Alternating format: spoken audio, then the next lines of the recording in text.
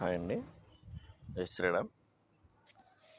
ఈరోజు మనం వీడియోలో మిద్దె తోట పైన పండ్ల మొక్కలు ఏవి వేసుకుంటే లాభసాటిగా ఉంటాయి అనే అంశం పైన మాట్లాడదాం. సాధారణంగా ఫ్రూట్స్ ఏంటంటే సీజనల్స్. ఇప్పుడు మనం చూస్తే బజార్లో దాదాపుగా అన్ని పళ్ళు అన్ని కలర్లో దొరుకుతున్నాయి. కాకపోతే అన్సీజన్లో రేట్లు ఎక్కువ పెడతాడు, సీజన్లో తగ్గుతాయంటే తేడా. అయితే మనకి ఇప్పుడు ఉండే పళ్ళు కొన్ని, అప్పుడప్పుడు వచ్చే పండ్లు కొన్ని ఉంటాయి. వీటిలో ప్రకృతి పరంగా మనం పండిస్తాం కాబట్టి అవి ప్రకృతి సిద్ధంగానే ఎప్పుడు రావాలో అప్పుడే వస్తాయి. ఇందులో ఫస్ట్ ప్రిఫరెన్స్ వెజిటబుల్స్ కానీ పళ్ళు కానీ చూసుకుంటే జామ. అంటే ఫస్ట్ జామ మీరు ఇలా చిన్న బ్యాగ్లో వేసుకుంటే ఎప్పుడు పూత కాయ ఉంటుంది. ఇది మళ్ళీ పూత రెడీగా ఉంది. ఒక పక్క నుంచి కాయలు చిన్న సైజు, మీడియం సైజు, పెద్ద సైజు, ఇలా రొటీన్ అవుతూ ఉండే పండ్ల మొక్కల్లో ఒకటి జామ. ఇది మీరు మిద్దె తోటలో వేసుకుంటే సక్సెస్ అవుతారు. ఇక రెండోది రేగు. రేగులో కాశీ రేగు అంటాం. ఇందులో రెడ్, గ్రీన్ రెండు రకాలు ఉన్నాయి నా దగ్గర. ఇప్పుడు మీరు చూస్తున్నది గ్రీన్. ఇది కూడా ఇప్పుడు పూత ఖాతా మీద ఉంటుంది. మీకు మొన్న పళ్ళు అయిపోయి చూపించాను ఒక వీడియోలో, మళ్ళీ పూత మీద ఉంది. ఇది కూడా చాలా చక్కగానే కంటిన్యూషన్ ఉంది. కాశీరేగు వేసుకోవచ్చు.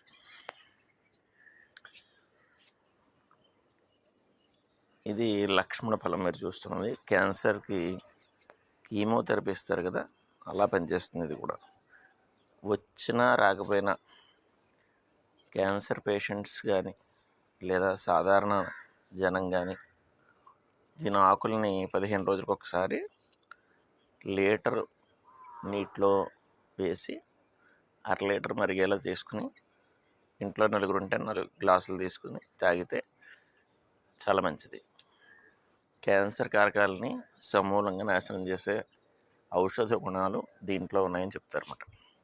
ఇది పండ్లు కూడా చాలా బాగుంటాయి, పుల్లగా, సేమ్ రామాఫలంలో ఉంటాయి. చూడడానికి మాత్రం ముళ్ళు ఉంటాయి కాయకి. ఇది కూడా సీజనల్గా పూస్తుంది. మా పాత ఇంట్లో వేసినప్పుడు దానికి ఆల్రెడీ ఇప్పుడు కాయలు స్టార్ట్ అయిపోయి ఏడాది నుంచి కాస్తున్నాయి. ఇది ఇంకా చిన్న మొక్క, చూడాలి దీని సంగతి. కానీ దీన్ని వేసుకోవడానికి కారణం ఏంటంటే, వేయమనడానికి కూడా ఒకానొక కారణం ఆకులు ఉంటే చాలు మనకి. ఇది బాగా పనిచేస్తుంది. ఇంకా నెక్స్ట్ ఆవకాడో. ఇది ఒక ఏడాది అయిన తర్వాత కాయ మొదలవుతుందని చెప్పారు. ఇంకా ఏడాది అవుతుంది దగ్గరగాను. ఇది బాగానే వచ్చింది. ఇవన్నీ చిగురుల మీద ఉంది. మరి పూత ఎప్పుడు వస్తుందో తెలియదు. వచ్చిన తర్వాత ఈ ఫ్రూట్స్ కంటిన్యూ ఉంటే వేసుకోవడం, లేదంటే అప్పుడప్పుడు కాసే వాటిని మనం పెంచి ప్లేసు, మట్టి, శ్రమ వృధా చేసుకోవడం అనవసరం అని నా ఉద్దేశం. ఇది పునాస కాపు. ఇది కూడా మన ఇంట్లో ఉండవలసిన మొక్క అని ఎందుకు చెప్తానంటే, ఇది పూత ఎలా ఉన్నా సరే ముందు ఆకులు మనకి అస్తమానం పూజలకి వాటికి కావాల్సి వస్తాయి. అందువలన మామిడి ఇంట్లో ఉంటే శుభం. తోరణాలు అప్పుడప్పుడు కట్టుకోవడం కాదు, అసలు మామిడి చెట్టు ఇంట్లో ఉంటేనే ఎల్లప్పుడూ శుభాన్ని కలుగజేస్తుంది. అందుచేత ఖచ్చితంగా పండ్ల కోసం కాకపోయినా ఆకుల కోసం ఉంచుకునే చెట్లలో ఈ మామిడి చెట్టు ఒకటి. ఇక ఎప్పుడు పళ్ళు ఉండేది ఫిగ్ అంటారు దీన్ని. పిగ్ కాదు, ఫిగ్. అంజీరా అంటారు దీన్ని తెలుగులో, అంజీరా పండు. ఇది మేడి జాతికి చెందింది. ఇది కూడా మేడి పళ్ళు ఎలా ఉంటాయి, ఇంచుమించుగా అలాగే ఉంటాయి. ఆకులు మాత్రం వేరేగా ఉంటాయి. ఈ పండు హిమోగ్లోబిన్ స్థాయిల్ని చాలా చక్కగా పెంచి మంచి ఫిల్టర్ చేసి రక్తం యొక్క స్థాయిని పెంచుతుంది. అది ఈ మొక్క పండ్ల ఉపయోగం. ఇది ఎప్పుడూ ఇంచుమించుగా పిందులు ఉంటూనే ఉంటాయి. ఈ మొక్క మనం పండ్ల మొక్కల జాబితాలో పెంచుకోదగ్గ మొక్క. ఇది బ్లూబెర్రీ.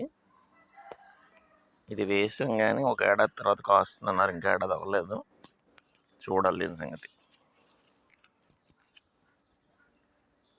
ఇక్కడ గులాబీ మొక్కలా కనిపించే ఈ మొక్క బ్లాక్బెర్రీ. ఇది ఒక ఆవిడ పెట్టారు, 4-5 ఏళ్ళు పెంచినా కూడా అసలు ఏమీ రాలేదని. ఇది మన వాతావరణంలో పెరిగే మొక్కలు కాదు, అంచేత అలా మనం పెంచినప్పటికీ కూడా మొక్క పెరుగుతుంది తప్ప పూత కథ రావడం కష్టం అని ఆవిడ వీడియోలో చెప్పారు. చూడాలి, నేను కూడా ప్రయత్నం చేస్తున్నాను. ఇందాక మనం చూసింది గ్రీన్ యాపిల్ బెర్రీ, ఇది రెడ్. దీన్ని బాల్ సుందరి అని, బాల్ యాపిల్ అని ఇలా రకరకాలుగా అంటారు దీన్ని. మామూలుగా రెడ్ యాపిల్ అంటారు దీన్ని. కాశీరేగులోనే ఎర్రదన్నమాట. పండ్ల మొక్కల ఉపయోగాల్లో అదొకటి. ఇక ఔషధ గుణాలున్న మొక్కల్లో కామంచి, ఇది ఆకు కూడా పప్పులో వేసుకుంటారు. దీని పళ్ళు కూడా చాలా ఆరోగ్యకరమైన పళ్ళు. నల్లగా చిన్న చిన్న ఉంటాయి, కొన్ని గ్రీన్ కలర్ రెడ్ అవుతాయి, కొన్ని గ్రీన్ కలర్ బ్లాక్ అవుతాయి. ఫస్ట్ గ్రీన్ వచ్చినప్పటికీ రెడ్ బ్లాక్ కింద మారుతాయి. 2 రకాలు ఉంటాయి ఇందులో. ఇది కూడా ఉపయోగపడే పండ్ల మొక్కల జాబితాలో వేసుకోవచ్చు. ఇంకా పండ్ల మొక్కల జాబితాలో వేసుకునేది స్వీట్ లెమన్. ఇది కూడా ఎప్పుడు పూత కాత మీద ఉంటుంది. ఒక పక్క పూత ఉంటుంది, మళ్ళీ ఒక పక్క మన కాయ కనిపిస్తూ ఉంటుంది. ఇలా రొటేషన్ అవుతూ జరుగుతూ ఉంటుంది. ఇది కూడా మనం పండ్ల మొక్కల జాబితాలో వేసుకోవాల్సిన మొక్క. ఇంకొకటి డ్రాగన్ ఫ్రూట్. ఇవి పింక్, రెడ్, వైట్ 3 రకాలుగా మనకి దొరుకుతాయి. ఎల్లో కూడా ఈ మధ్య వచ్చాయి. అయితే ఈ 4 రకాలు కూడా నేను వేసాను. ఇవి కొంచెం ఎదిగే వరకు మాత్రం టైం పడుతుంది, తర్వాత కాస్తూ ఉంటాయి. ఒక్కొక్క చెట్టుకి 10 పళ్ళు కూడా కాస్తుంటాయి. మొన్న మొక్కలకి మీద ఇంట్రెస్ట్ ఉన్న ఒక ఆయన వచ్చారు మా ఇంటికి. ఆయన పెంచారట, ఆయనకు కూడా ఇంచుమించుగా 10 కాయలు ఇచ్చిందని చెప్పారు. చాలా హ్యాపీ ఫీల్ అయ్యారు. ఇది పోషకాలున్న ఫలం. మన ఇండియన్ ట్రెడిషన్ సంబంధించిన ఫలం కాకపోయినప్పటికీ పోషకాలు ఉన్నది కాబట్టి దీన్ని కూడా పెంచవలసి వచ్చింది. ఇంకా చాలామంది పెంచుతూ ఉన్నారు ఇప్పుడు మునగ. ఇది టెర్రస్ గార్డెన్ మీద కూడా చాలామంది పెంచుతున్నారు. మేమైతే నేలపైన వేసాం. ఇది చాలా సంతోషాన్ని మిగిల్చింది అందరికీ. మా ఇంటికి మున్సిపాలిటీ వాళ్ళు వస్తుంటారు, వాళ్ళు అసలు చాలా హ్యాపీ ఫీల్ అవుతారు. అందరికీ ఇప్పటివరకు ఫ్రీగానే ఇస్తున్నాం. వచ్చిన వాళ్ళందరికీ తలో 10 కాళ్ళు ఇస్తున్నాం.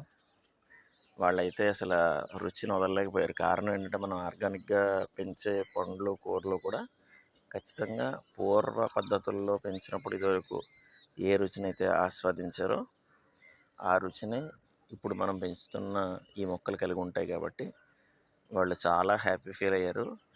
ఈసారి ఇవ్వనని చెప్పినా కూడా చాలా బలవంతంగా నా చేత కోయించాడు ఆయన, మున్సిపాలిటీ అయినా. గురుగారు మీరు ఖచ్చితంగా ఇవ్వండి, మా ఆవిడ గోలెడుతుంది, చాలా బాగున్నాయండి, ఆ ములక్కాళ్ళు అసలు గుజ్జు కానీ రుచి కానీ చాలా అద్భుతంగా ఉందని చెప్పేసి బలవంతంగా కోయించి 15 కాళ్ళు పట్టుకెళ్ళాడు ఆయన. అంటే ఎందుకు చెప్తానంటే ఇది గొప్ప కోసం కాదు,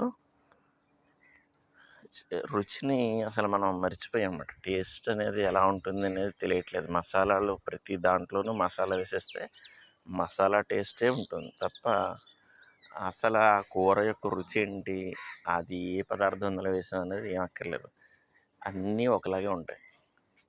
కానీ అలా రుచిని ఆస్వాదించాలంటే మనం పూర్వ పద్ధతుల్లో ఆర్గానిక్గా ఆవు పెంట చేత పెంచితే కనుక ఖచ్చితంగా మీరు ఏవైనా టమాటాలు, వంగ, బెండ, బీర ఏవైనా కూడా మంచి రుచిని పొందగలుగుతారు. ప్లస్ ఆరోగ్యంగా ఉంటారు. నోటికి రుచి ఉంది లేదన్నది పక్కన పెడితే అసలు ఇన్ని హెల్త్ ఇష్యూస్, ఇన్ని హాస్పిటల్స్ మీరు గమనించండి. హాస్పిటల్కి వెళ్తే ఖచ్చితంగా ఒక పూట పడుతుంది. కారణం ఏంటంటే అంతమంది జనం ఉంటున్నారు. దీనికి కూడా కారణం ఏంటంటే మనం తినే పదార్థాలే. అంచేత కనీసం మనం ఎలా ఉన్నా మన తర్వాత తరం పిల్లలకి మాత్రం 80-90% ఆరోగ్యకరమైన ఫుడ్ పెట్టడానికి ప్రయత్నం చేయండి. వాళ్ళ భవిష్యత్తుని కాపాడండి. మనం ఏదైనా తినేసి ఉంటాం, మన పని ఇంకా సగం అయిపోయినట్లే. అంచేత మన పిల్లల భవిష్యత్తులో మాత్రం వాళ్ళకి బాగా చెప్పండి. ఆర్గానిక్ ఫుడ్ యొక్క విలువ, ఆరోగ్యం యొక్క విలువ వాళ్ళకి తెలియజేయండి. మీ అందరూ కూడా చక్కగా కొన్ని ఆరోగ్యకరమైన జాగ్రత్తలు తీసుకుంటూ మన ఇంటి పంట, కనీసం మినిమం కూరగాయలు, పండ్లు ఇవి ఎలా ఉన్నా ఎప్పుడూ తింటాం కాబట్టి పర్వాలేదు, కానీ కనీసం కూరగాయలు, ఆకుకూరలు పెంచుకొని చాలా ఆరోగ్యంగా హెల్తీగా ఉంటారని కోరుతూ అందరికీ నమస్కారం. జై శ్రీరామ్.